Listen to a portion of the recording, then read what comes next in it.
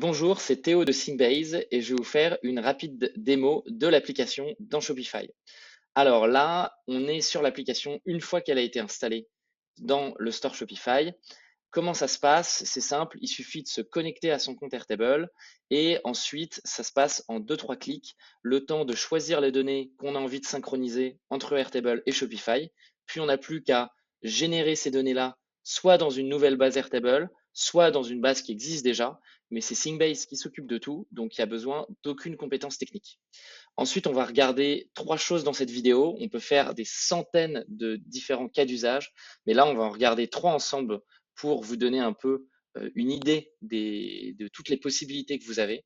La première chose, c'est comment est-ce qu'on peut créer depuis Airtable un nouveau produit dans Shopify.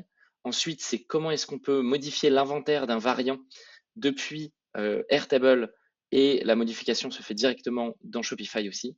Et ensuite, c'est qu'est-ce qui se passe une fois qu'une commande est passée sur la boutique, qu'est-ce qu'on reçoit comme information dans Airtable. Donc on va regarder ça tout de suite ensemble. La première chose, c'est la création d'un nouveau produit. Donc on va aller dans la base Airtable qui est synchronisée. On y est ici. Alors si on a envie de créer un nouveau produit, il va suffire de cliquer ici dans la table Product pour créer un nouveau record. Et ensuite, on attend juste quelques secondes et on va avoir de la donnée par défaut.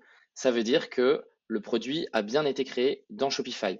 On peut bien évidemment aussi créer un nouveau record avec directement de la donnée à l'intérieur, que ce soit en ayant créé un formulaire, des automations ou d'autres choses, des scripts, etc. Et là, on va aller regarder et notre nouveau produit devrait être bien créé ici. Voilà, donc on le voit arriver juste ici. Par défaut, le produit arrive en brouillon. On peut tout à fait le mettre ensuite en actif depuis Airtable, mais ça permet d'avoir un garde-fou si jamais il y a besoin de créer un nouveau produit, puis de modifier l'information, etc. La deuxième chose qu'on va regarder, c'est comment est-ce qu'on peut changer l'inventaire d'un produit depuis Airtable. Donc on va retourner sur notre base synchronisée. On va aller dans les variants. Et là, on va en prendre un. On va aller regarder nos stocks disponibles. Donc, par exemple, ici, on voit qu'on a nos stocks disponibles à Biarritz, dans la boutique de Biarritz.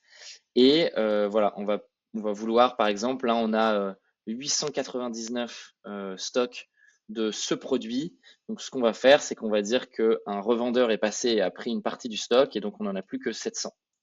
Donc voilà, là, on va mettre 700 pour ce produit. Donc, on va aller regarder, c'est le produit juste au-dessus. Et c'est ce produit avec le variant M. Donc on va aller regarder le stock tout de suite dans Shopify. C'est ce produit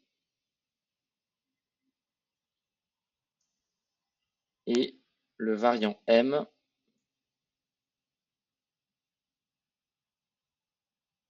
Et donc on a bien plus que 700 en quantité disponible dans la boutique de Biarritz.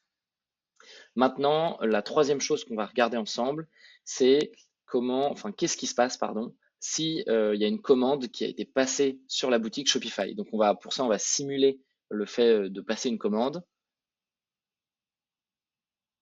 Donc on va créer une commande ici.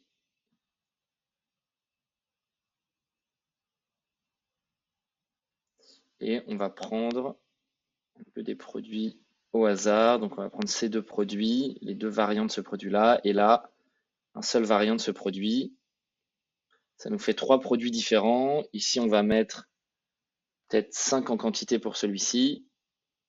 Et voilà, on peut très bien aussi mettre un client comme une commande classique.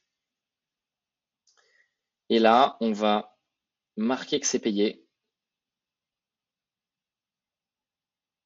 Et on va créer la commande.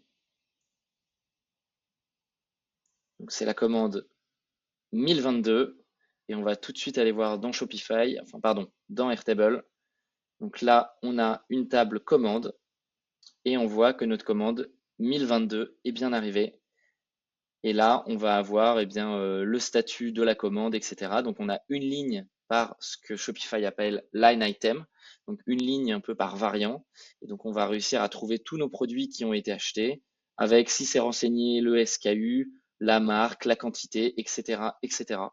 Et donc on va avoir toutes les informations pour faire notre suivi de commande de notre boutique Shopify.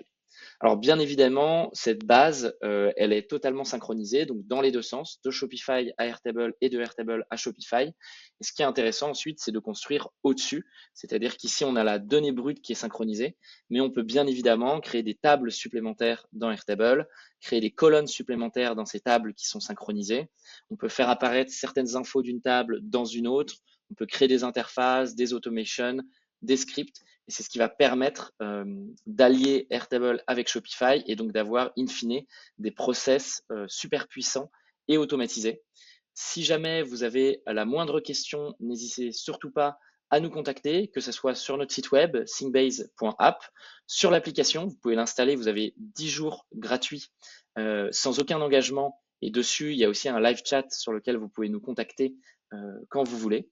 Et vous pouvez aussi, vous avez une adresse email sur le listing Shopify, vous pouvez aussi nous contacter via cette adresse email si vous avez la moindre question, que ce soit sur l'application et la synchronisation en tant que telle, ou alors si vous avez besoin d'aide pour non seulement installer l'app, mais en plus construire au-dessus de cette base synchronisée que je viens de vous montrer. On se fera un plaisir de vous aider et de mettre en place tout ça pour vous.